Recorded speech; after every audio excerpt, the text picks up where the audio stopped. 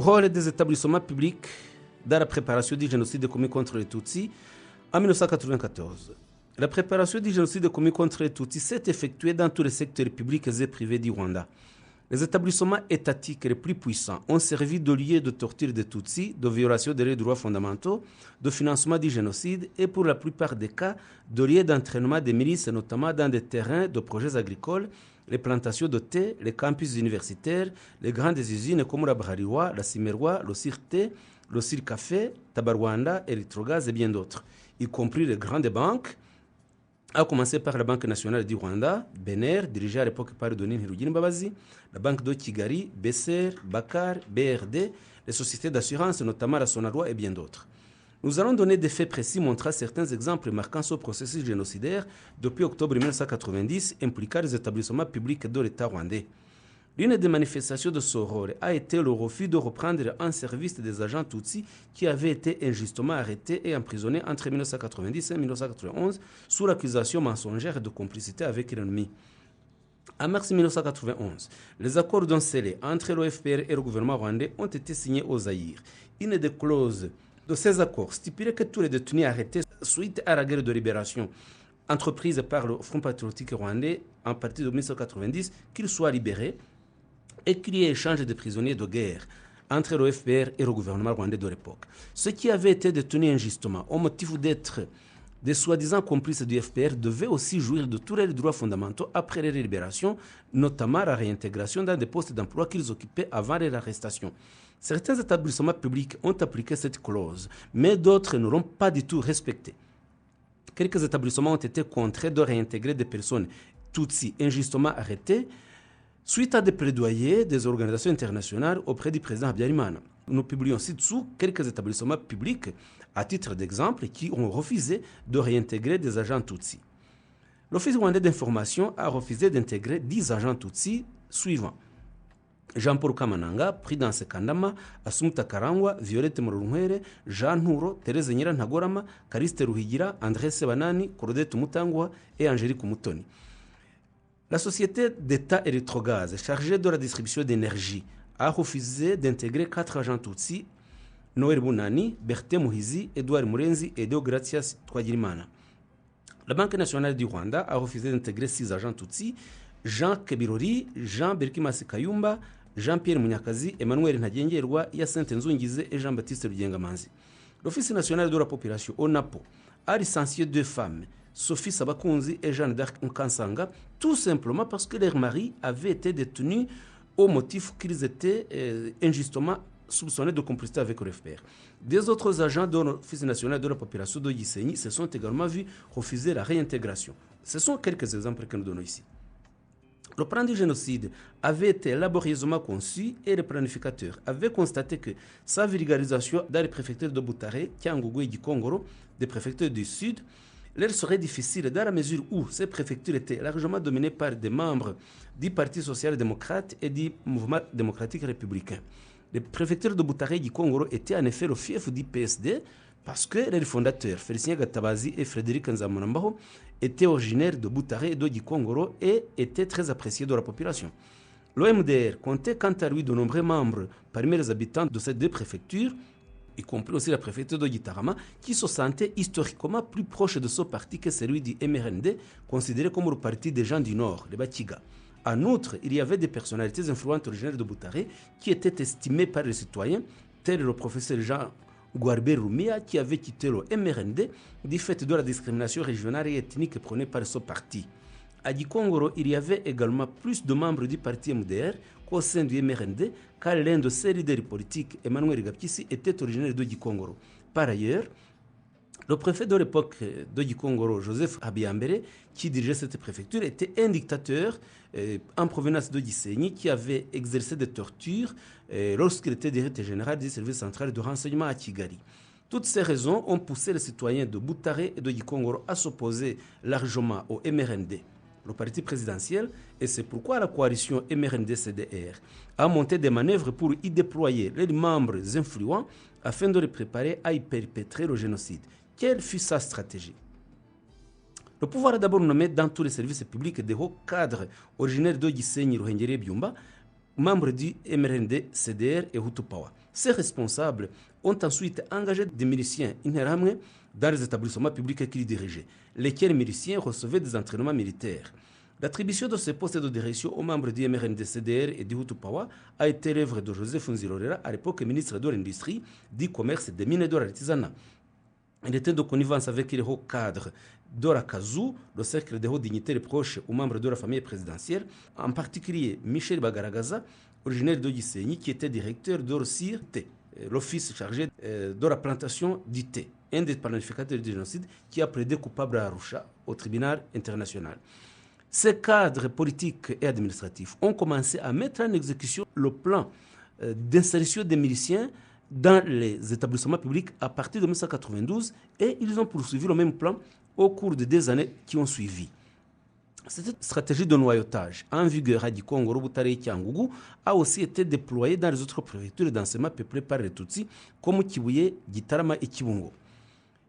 Dans le cas de Gikongoro, l'usine dite de Mata a été confiée à Juvenal Ndabarinze, celle de Kitabi à Denis Kamodoka, celle de Nshirikivu à Stanislas Nibizi. Tous ces trois directeurs généraux étaient originaires de Ruhengeri et membres du MRND-CDR. Les projets agricoles et d'élevage les plus importants étaient également dirigés par des personnes recrutées, suivant les mêmes critères d'idéologie ethnique. Le projet de développement agricole de Gikongoro, PDAG, fut confié à Charles Ndereyehe, originaire de la commune de Kiabingwa Ruhengeri, et le projet Crête Zaire Nil a été confié à Garikan Hategeka, originaire de Gisenyi, qui fut remplacé en 1993 par Célestin Mutabaruka, un extrémiste Hutu originaire de Gikongoro. Lorsqu'ils sont arrivés à Gikongoro, ces différents directeurs d'usines et de projets agricoles et d'élevage ont recruté des miliciens Interahamwe originaires de Gisenyi et de Ruhengeri pour qu'au moment opportun, ils soient mobilisés directement pour l'exécution du génocide.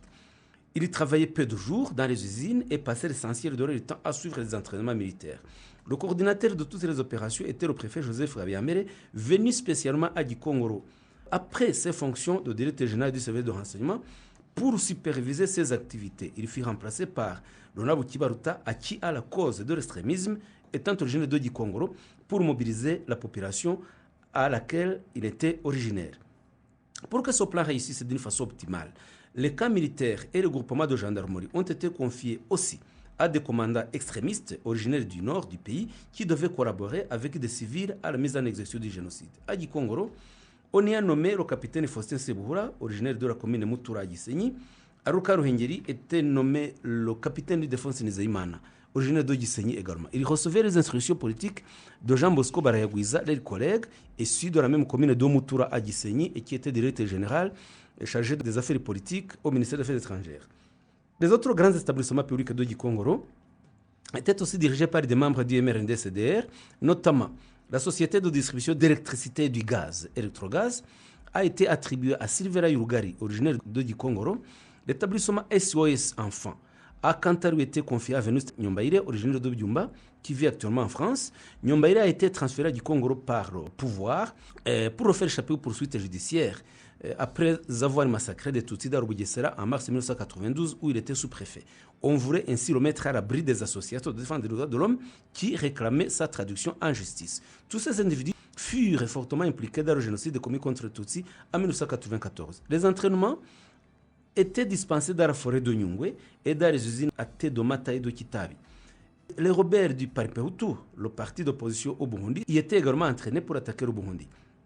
Les entraînements étaient conduits par des militaires de l'école des sous-officiers de Butare et par des gendarmes du groupement de gendarmerie de Gikongoro. Ce sont ces mêmes miliciens qui ont déclenché les premiers massacres de Tutsis à Gikongoro, notamment dans les communes proches de Kitabi et Mata, comme Kibeho, Murambi, Kianika, Kaduha, Mbuga et ailleurs. Même avant le génocide, ils étaient employés pour terroriser la population. En préfecture de Butare, nous l'avons dit, le régime du président Habyarimana craignait cette préfecture. La ville de Butare était le fief du PSD.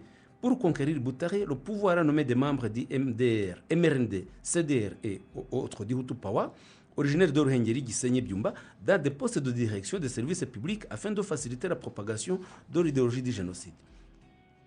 Prenons le cas de l'Université nationale du Rwanda. L'Université nationale du Rwanda était une grosse institution impersonnelle avec ses 2 campus Butare et Ruhengeri. Elle a été utilisée par le régime pour la diffusion de l'idéologie de haine contre les Tutsis, la menace de l'opposition et la mobilisation idéologique des professeurs, agents et étudiants en vue de les préparer à l'exécution du génocide contre les Tutsis. Pour ce faire, le régime s'est assuré de nommer à la tête des personnalités de confiance aux différents organes de l'université en tant que chef de service, à majorité originaire de Gisenyi et de Ruhengeri, ou bien en tant qu'adhérent déclaré aux thèses du Hutu-Pawa.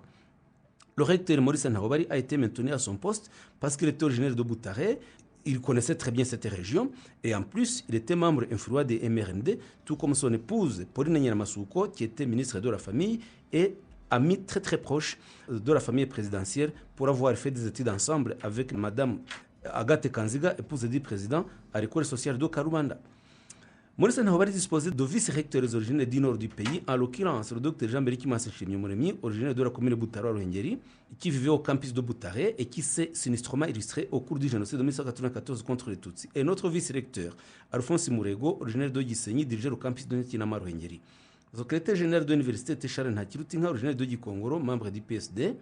Et pour contrecarrer son rôle, qui à l'époque n'était pas extrémiste, on lui a collé 2 adjoints extrémistes, l'un installé à Butare, Alphonse Ruda Tsikira, originaire de Kigali, commune Mugambazi, l'autre installé à Nyakinama, Eugène Sano, originaire de Butare. Tous 2 étaient des membres extrémistes du MRND.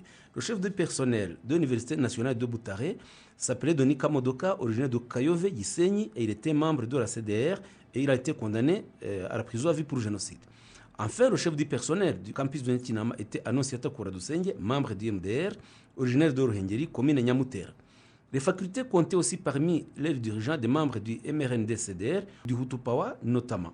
Aloïse Muhawenimana, qui fut nommé doyen de la faculté d'agronomie, originaire de Ruhengeri, membre du MRND. Jean-Baptiste Katabarwa, doyen de la faculté des sciences appliquées, originaire de Ruhengeri, membre du MRND. François Xavier Bangamwabo, doyen de la faculté des lettres, originaire de Byumba, membre du MRND. Ezekiel Bissarinkumi, doyen de la faculté de pharmacie, originaire de Kibuye, membre du MDR-Pawa. Jean Gakwaya, doyen de la faculté de droit, originaire de Byumba, membre du MRND, ainsi que le Dr Alphonse Karemera, doyen de la faculté de médecine, originaire de Gitarama, membre du MDR-Pawa. Signalons notamment qu'en ce qui concerne le Dr Karemera, il a supervisé les massacres à l'hôpital universitaire de Butare en collaboration avec d'autres médecins comme Jonathan Hakizumuremyi, Eugène Rwamukyo, Dr Sostène Munyemana et autres. Signalons que Sostène Munyemana a été condamné en décembre 2023 à 24 ans de prison par la Cour d'assises de Paris en France pour son rôle dans le génocide commis contre les Tutsis à Butare. Parmi les autres personnes qui se sont distinguées dans la préparation du génocide à Butare en tant que responsables ou agents des institutions publiques, on peut citer le docteur Nshimyumuremyi Jean Berkimas, vice-recteur de l'université, Hanidouane Sylvain, responsable du service de renseignement à Butare, Moussabir Massiprien, responsable du centre régional d'information à Butare, Ushishi Mathias, procureur du parquet de Butare, Kanyabashi Joseph, bourgmestre de la commune Ngoma, Hakizamungu Jean-Baptiste, sous-préfet chargé des affaires juridiques, politiques et administratives à la préfecture de Butare, Mbituyemungu Deo, directeur de l'Antarakoma à Butare, Harinintwari Jean-Pierre Celestin, inspecteur du bâtiment civil à Butare, Nyangu Viateur, inspecteur d'arrondissement, Ruzindazana Baptiste, président du tribunal de grande instance de Butare, Munyaragwe Faustin, directeur de la prison de Butare et bien d'autres, dont plusieurs professeurs, agents et étudiants, ainsi que des médecins aux hôpitaux de Kabutare et centres hospitaliers universitaires. Dans le service de sécurité, le service de renseignement à Butare a été confié à Sylvain Harinintwari, originaire de Butare, commune Muganza, qui était acquis à l'idéologie du CDR. Il travaillait en étroite collaboration avec le capitaine Nizeyimana Ildefonse pour saboter la mission du préfet Jean-Baptiste Habyarimana, le préfet Tutsi, qui s'opposait au génocide. Le commandant de la gendarmerie à Butare était le major Siriake Habyarabatuma, originaire de Gikongoro, et il y a comme adjoint le major Freddy Rusigariye, un extrémiste de haut rang, originaire de Gisenyi, et les 2 étaient acquises à la cause de planification et d'exécution du génocide. Le major Rusigariye a collaboré étroitement dans les massacres avec le lieutenant-colonel Tarcisse Muvunyi, commandant de l'école des sous-officiers, et son adjoint chargé des renseignements, le capitaine de forces Nizeyimana, nous l'avons dit. Ils étaient appuyés par les autres militaires, originaires pour la plupart de Gisenyi, de Ruhengeri, notamment le lieutenant Jean-Pierre Bizimana, qui fut à la tête des assassins de la reine mère Rosalie Gichanda, le sous-lieutenant Nyonteze Fabien, qui était adjoint du lieutenant de défense Hategekimana au camp de Ngoma, qui a également participé à l'extermination de Tutsi à Butare, et les autres génocidaires qui ont collaboré dans cette préparation du génocide à Butare en tant que membres des organes de sécurité, on peut citer les suivants. Les sous-lieutenants Modeste Gatsinzi, Ezekiel Gakwerere, Alphonse Ndayambaje, Tarcisse Ngenahimana, les adjudants-chefs François Ntibiramira, Damien Ntamuhanga, Nyirimanzi Paul Kanyishyamba, le sergent-major Innocent Sibomana, le sergent Ezekiel Rwaza, les caporaux Fulgence Nibizi, Théobald Hatigenimana, Placide Mbarushimana, Jean Dodier Mutimura, Edison, Saïdi Mandela, Bora Mungu et autres. Ces militaires résidaient soit à l'école des sous-officiers et d'autres au camp militaire d'Ongoma et avaient entraîné de nombreux miliciens sous l'autorité du capitaine Defonse Nizeyimana en vue de commettre le génocide à Butare. Parmi ces miliciens figuraient les nommés Jean-Marie Vianney Ngabonziza, Diogène Dusabe, Faustin Niyonzima, Calixte Rubaya et autres. Une unité de garde présidentielle avait en outre été déployée pour assurer la sécurité du docteur Séraphin Bararengana, petit frère du président Habyarimana, qui était médecin à l'hôpital universitaire de Butare et professeur à la faculté de médecine. On y envoyait notamment des militaires blessés sur le champ de bataille. Pendant le génocide, ces militaires ont fait preuve d'atrocités inqualifiables contre les Tutsis en clamant qu'ils se vengeaient contre les auteurs de leur handicap pendant la guerre. À Nyanza, le commandant de la brigade territoriale de gendarmerie, le capitaine François-Xavier Birikunzira, originaire de Gitarama, a collaboré avec le sous-préfet Gaëtan Gaïtana, originaire de Tiangougou, commune Karengera, pour exterminer les Tutsis. Ils ont eu recours aux gendarmes du groupement et aux miliciens de cette commune.